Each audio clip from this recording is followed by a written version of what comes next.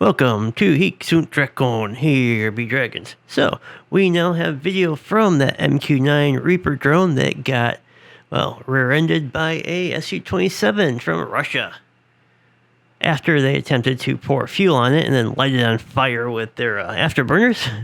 But, let's take a look at this. Alright, so we can see the SU-27 coming up from behind the drone.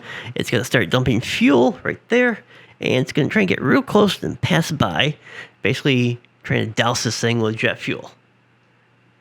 Then it's going to make a go around and it's going to try it again here. And that time it's not going to go too well. So, here we go.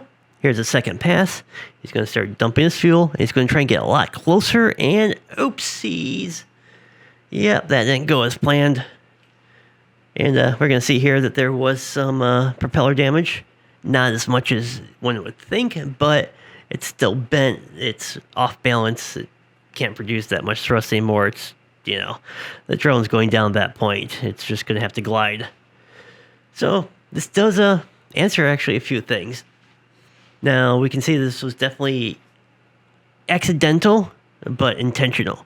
There were a lot of theories that maybe the SU-27 had used a wing pylon that's on the edge of the wing to try and stick that into the propeller to damage the propeller, or that maybe it had sacrificed the pitot tube on the nose to do the same thing.